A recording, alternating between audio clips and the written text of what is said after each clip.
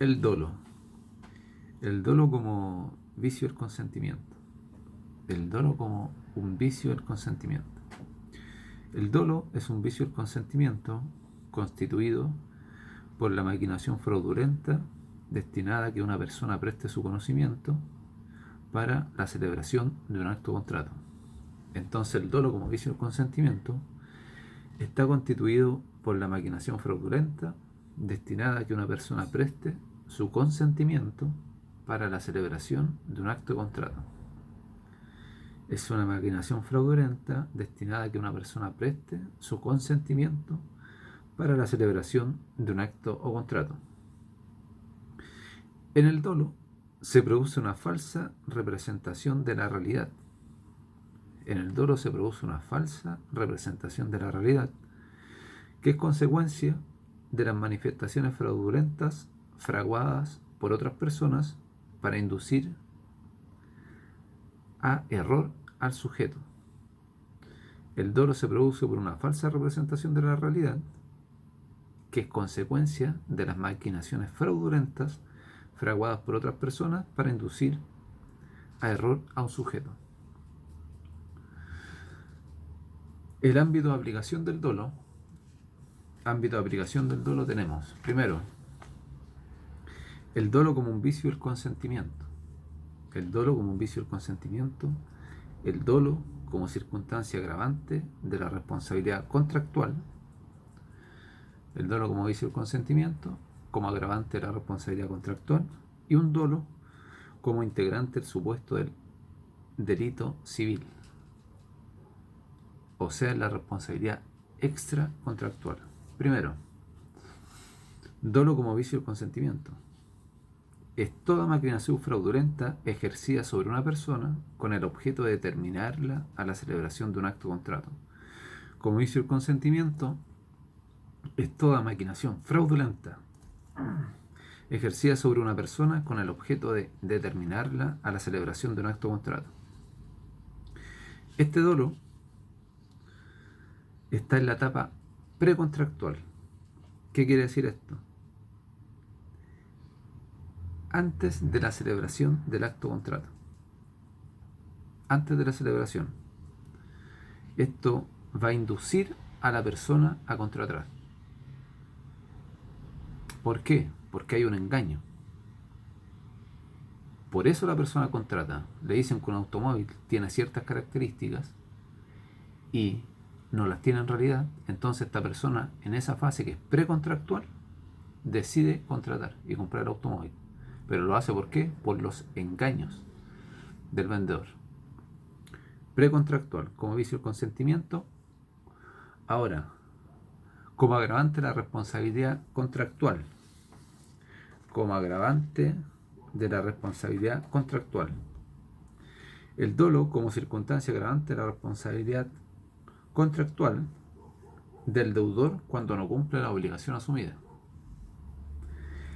Es la infracción premeditada de la obligación asumida con la intención de perjudicar al acreedor. Es la infracción premeditada de la obligación asumida con la intención de perjudicar al acreedor. ¿Qué quiere decir esto? Que el deudor dolosamente infringe la obligación. Dolosamente. A consecuencia de esto, responde de mayores perjuicios. ¿Por qué? Porque lo hizo con dolo. Por eso responde con mayores perjuicios.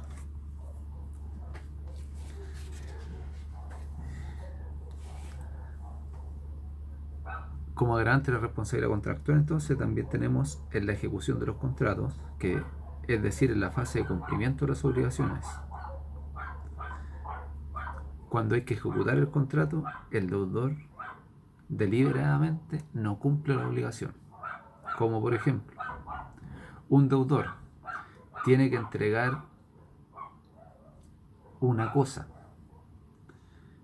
el día de mañana, el plazo que estipularon en el contrato, para mañana entrega, no sé, las sillas que está vendiendo. El vendedor es el deudor, el acreedor es el comprador. Eso hay que tenerlo claro. Entonces, el deudor que debe entregar las sillas mañana deliberadamente retarda la entrega, causando perjuicios al acreedor. Pero esa tardanza en la entrega debe ser deliberada. Por eso es con dolo y por eso responde por mayores perjuicios. Acreedor, comprador, deudor, vendedor. Ojo con esa distinción. Ahora, en la responsabilidad extracontractual, como elemento integrante del supuesto del hecho del delito civil. Esta es la intención de causar daño. En la responsabilidad extracontractual no hay contrato. No hay contrato, por ende no hay mora. Ojo con eso, una de las diferencias. ¿Ya? Entonces, señala el artículo 44 del Código, que define el dolo, señala que consiste en esta materia, responsabilidad extracontractual, consiste en la intención positiva de inferir injuria a la persona o propiedad de otro. Este no es el dolo como vicio del consentimiento.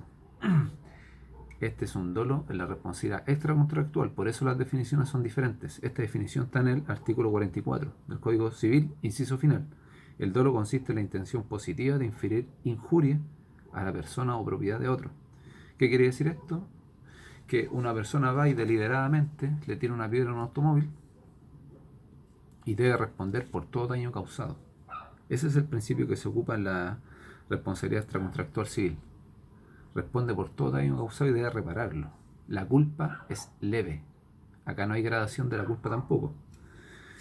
A esto es lo que se refiere el dolo en el ámbito de la responsabilidad extracontractual civil, que repito, no es lo mismo que el primero que vimos, que era el dolo constituido por el vicio del consentimiento. Ese es otro tipo de dolo. Esa es la maquinación fraudulenta que determina a una persona para contratar. El de la responsabilidad extracontractual, que es el último, consiste en la intención positiva de inferir injuria a la persona o propiedad de otro, causar un daño. Y en el ámbito de aplicación del medio, como garante de responsabilidad civil, es cuando el deudor incumple deliberadamente la obligación y le causa un perjuicio al acreedor. En el ejemplo de las sillas, vendedor, comprador.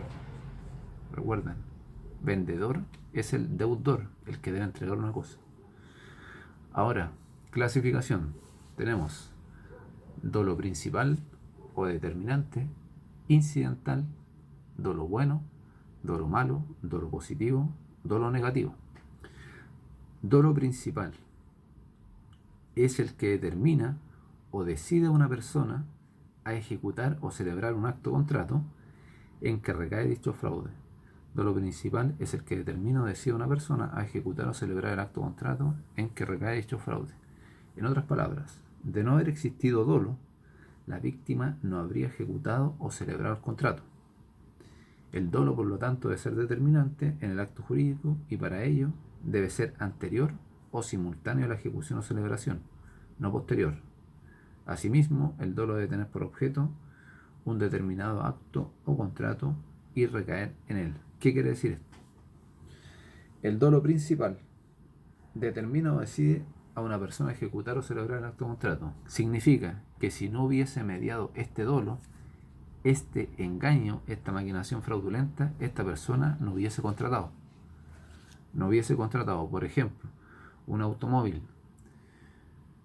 Yo como vendedor señalo que el automóvil tiene una capacidad para llegar a los 200 km por hora y adultero el velocímetro y le coloco uno falso que marque que el auto llega a 200 km por hora, pero el auto en realidad llega a 100. Entonces, esa persona, el comprador, si yo no hubiese realizado este engaño para inducirlo a un error, él no hubiese contratado. Por eso el principal. Si no hubiese medido dolo, la persona contrata. Porque el objetivo de él, ¿cuál era? Comprar un automóvil que llegara a los 200 km por hora. Y yo lo engañé. Por eso compró. El dolo incidental es diferente. El dolo incidental es aquel en que la manifestación de la voluntad no es consecuencia inmediata y directa del dolo. De modo tal que de no haber mediado dolo, la víctima de todas maneras habría contratado, pero en condiciones menos onerosas. No vicia el consentimiento, pero da lugar a la acción de perjuicios. En el caso anterior del dolo principal, sí vicia el consentimiento. Es un vicio el consentimiento. Pero en este incidental no vicia el consentimiento. ¿Por qué no vicia el consentimiento? Porque en el dolo incidental la víctima hubiese contratado igual, pero en condiciones menos onerosas. Yo engaño a una persona, en el mismo ejemplo del automóvil, pero el auto tiene quizás algunos detalles que son menores. Entonces, si la persona hubiese sabido estos detalles, que hubiese tenido una abolladura o algo que quizás no se notaba mucho y no se dio cuenta, lo compra igual, pero no lo compra quizás en 1.000.000 de pesos. A lo mejor lo hubiese comprado en 800, pero lo hubiese comprado igual. Entonces, por eso acá no vicia el consentimiento, pero sí da lugar a la indemnización de perjuicios. Son las dos diferencias. Principal vicia el consentimiento, incidental no. Ahora hay otras clasificaciones que hablan del dolo bueno, que consiste en la natural astucia que despliegan los contratantes en defensa de sus intereses. Por ejemplo, la ponderación excesiva o una exageración de la calidad de un producto que se intenta vender. Ese sería el dolo bueno. Dolo malo, el verdadero dolo. Aquí hay una efectiva intención de engañar. Efectiva intención de engañar. En el mismo ejemplo de la compraventa, si se manifiesta que un objeto se vende, se encuentra adornado de cualidades relevantes o esenciales, que en realidad no las tiene, o si se silencian defectos graves, como el caso que puse el ejemplo del dolo principal del automóvil que no llegaba a los 200 km/h, pero estaba adulterado el velocímetro. Es un dolo malo, porque engaña a la persona para inducirle al acto contrario. Ahora, el dolo positivo es aquel engaño que se realiza a través de razonamientos o actos tendientes a representar como verdaderas circunstancias falsas, o suprimir o alterar las verdaderas a fin de que una persona preste su consentimiento. O sea, yo oculto que el auto tiene defectos en el positivo para poder venderlo. Y el negativo es aquel engaño que consiste en ocultar sagazmente hechos verdaderos.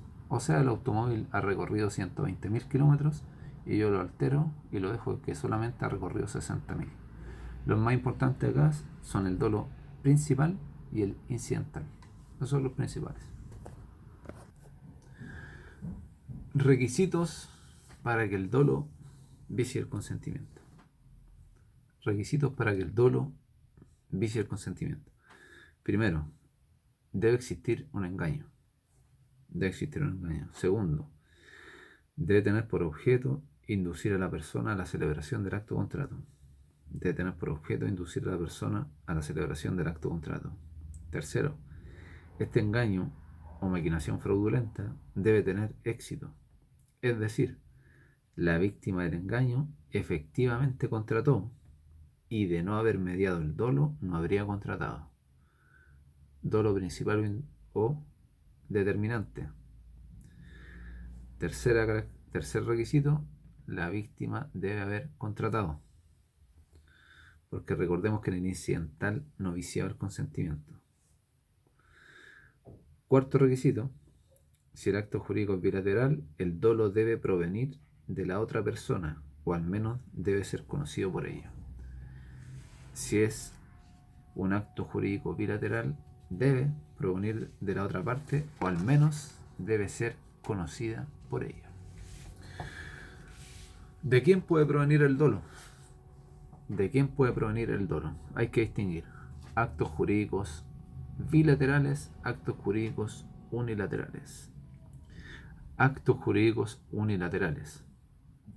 El dolo debe provenir necesariamente de una persona que no es parte del acto, es decir, de un tercero. En los actos jurídicos unilaterales, el dolo debe provenir necesariamente de una persona que no es parte en el acto, es decir, de un tercero.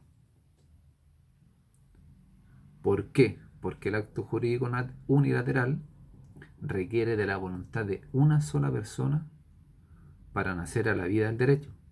Por eso se señala acá que en el acto jurídico unilateral necesariamente necesariamente debe provenir de un tercero el dolo, porque no hay contraparte. Por ejemplo, en el testamento. Testamento es un acto jurídico unilateral, donde nace la vida del derecho por la voluntad de una persona que es el testador. Por eso, en este caso, solamente puede venir el dolo de un tercero que lo engaña a través de maquinaciones fraudulentas para que realice el testamento a favor de una persona, para que le deje parte de su herencia, ¿ya? Un legado o a un legitimario forzoso, por ejemplo, le deje la cuarta de mejoras, ¿ya? A un legitimario forzoso o a un legitimario, le deje la cuarta de mejoras. Por eso se señala que necesariamente debe venir un tercero. Ahora, este tercero, ¿quién puede ser? Puede ser este legitimario que quiere esta asignación, o puede ser otra persona que lo realiza para que se favorezca a este legitimario. Ahora, ¿cuál es la diferencia? Que el beneficiario responde hasta el monto de su beneficio, de los perjuicios, pero el que tercero que indujo y no beneficiario responde por todos los perjuicios. Esa es la diferencia. Una de las consecuencias que tiene este tipo, este dolo en los actos jurídicos unilaterales. Ahora, el dolo en los actos jurídicos bilaterales. En los bilaterales, el dolo puede provenir de las partes o de un tercero. El dolo puede provenir de las partes o de un tercero. Si proviene de una de las partes y es determinante, vicia el consentimiento. Si proviene de una de las partes y es determinante, vicia el consentimiento. Si proviene de un tercero, no vicia el consentimiento, salvo que la parte beneficiada con él haya tenido conocimiento del dolo y no lo hubiera advertido a su contraparte. Reticencia que, de ser determinante, vicia el consentimiento. Entonces, en los actos jurídicos bilaterales, el dolo puede provenir de la contraparte, en un contrato de complemento, por ejemplo, o de un tercero. Acá hay dos opciones. Si proviene de una de las partes y es determinante, vicia el consentimiento. Pero si proviene de un tercero, no lo vicia, salvo que la parte beneficiada con él haya tenido conocimiento del dolo. Ahora, la prueba del dolo. La prueba del dolo. De conformidad a lo dispuesto en el artículo 1459, el dolo no se presume sino en los casos especialmente previstos por la ley. En los demás debe probarse. De esta manera, la víctima del dolo debe probar que hubo una maquinación fraudulenta destinada a obtener su consentimiento a determinado acto o contrato. Excepcionalmente, en algunos casos muy calificados, el legislador presume la existencia del dolo.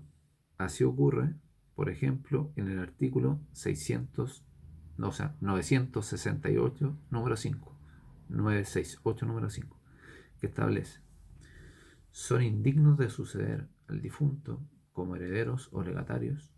Número 5. El que dolosamente ha detenido o ocultado el testamento del difunto, presumiéndose dolo por el mero hecho de la detentación u ocultación. Entonces, en este caso se presume dolo. Cuando el código señala acá, dice: son indignos de suceder al difunto como herederos o legatarios. Número 5. El que dolosamente ha detentado u ocultado el testamento del difunto, presumiéndose dolo por el mero hecho de la detentación u ocultación. Ahora, respecto de la condonación del dolo. Respecto a la condonación del dolo. El dolo se puede condenar, pero solo una vez que se haya cometido. Respecto a la condonación del dolo, efectivamente sí se puede condonar, pero una vez que se haya cometido. La condonación del dolo futuro no vale. La condonación del dolo futuro no vale y no puede perdonarse anticipadamente. ¿Por qué? Porque ya se estaría desde el momento del inicio del contrato ya se estaría esperando que una parte actuara con dolo, y eso no puede ser. Ahora, el dolo del incapaz. En el dolo incapaz se señala que si el incapaz actúa con dolo mediante maquinaciones fraudulentas, no puede él, que es incapaz, ni sus herederos y cesionarios alegar la nulidad. Ojo, si el incapaz actúa con dolo mediante maquinaciones fraudulentas, no puede él, que es incapaz, ni sus herederos y cesionarios alegar la nulidad.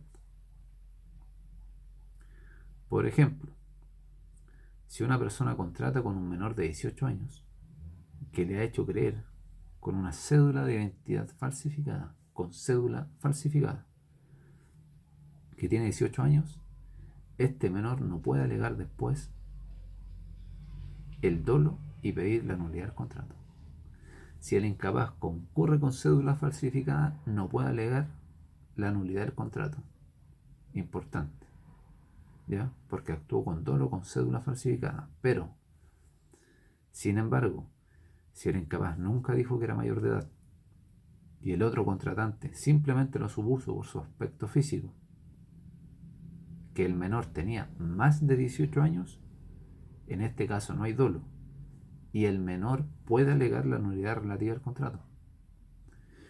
En cambio, si no concurre con cédula falsificada y el otro contratante presume que es mayor de edad, el incapaz, en este caso el menor de 18 años, puede alegar la nulidad relativa. Ojo con eso, puede alegar la nulidad relativa. En el caso anterior, no. Cédula falsificada no puede alegar la nulidad relativa.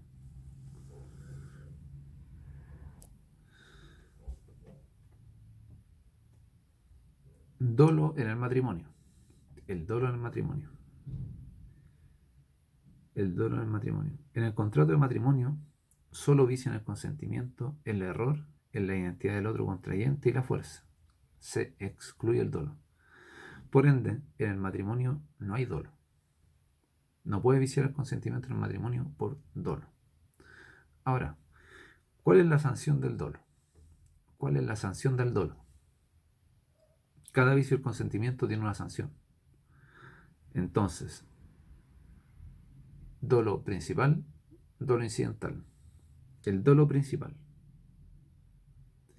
El dolo principal o determinante, que hablamos anteriormente, el caso del automóvil que se adulteraba el velocímetro, ¿ya? Sin esa adulteración la persona no hubiese contratado. Por ende, dolo principal o determinante ocasiona la nulidad relativa del acto contrato. Vicia el consentimiento. Dolo principal ocasiona la nulidad relativa del acto contrato y vicia el consentimiento. Dolo incidental. Aquí hay que distinguir la persona que lo fraguó y el que se aprovechó. Hay que recordar que en este dolo incidental no vicia el consentimiento, pero sí se responden por los perjuicios. Entonces, la persona que fraguó el dolo responderá por el valor total de los perjuicios causados. La persona que fraguó el dolo responderá por el total de los perjuicios causados. Acto jurídico unilateral era el tercero que inducía al testador a realizar alguna asignación a una persona, que no era él, pero él lo inducía. Responde por todos los perjuicios. En el caso de los contratos bilaterales, dos personas contratantes, comprador-vendedor, pero hay un tercero que induce al comprador a contratar. Ese tercero, que no parte del contrato, responde por todos los perjuicios.